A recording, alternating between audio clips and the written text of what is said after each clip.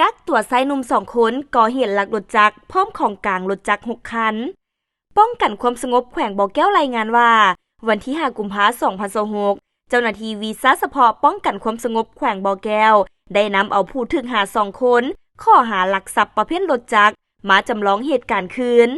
เหตุการณ์วันที่8 มกราคม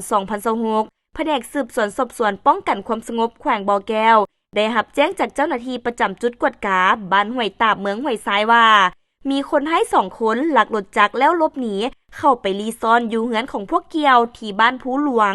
จากนั้นทางเจ้าหน้าที่จึงได้ลงกวดกาตัวจริงเห็นว่ามีมูลความจริงแท้และสามารถกักตัวผู้ถูกหาได้2 คนคือเท่าคำวงคำวิไลอายุ26 ปี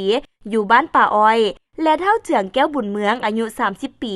อยู่บ้านดอนคูนคุ้มภูหลวงเมืองห้วยทรายแขวงบ่อแก้วและสามารถเก็บกู้เครื่องของกลางประเภทรถจักรได้6 คันผ่านการสอบสวนพวกเกี่ยวรับสารภาพว่าไหลญาแต่เดือนพฤศจิกายนเดือนธันวาคม 2025ได้ลงมือก่อเหตุลักรถจักรอยู่เขตเทศบาลเมืองห้วยทรายได้ทั้งหมด5 คันและวันที่7 มกราคม 2026พวกเกี่ยวได้ลงมือก่อเหตุลักรถจักรอยู่เขตบ้านขอนแก้วเมืองห้วยทรายอีก1 คันวันที่8 มกราคม 2026จึงถูกเจ้าหน้าที่กักตัวมาดำเนินคดี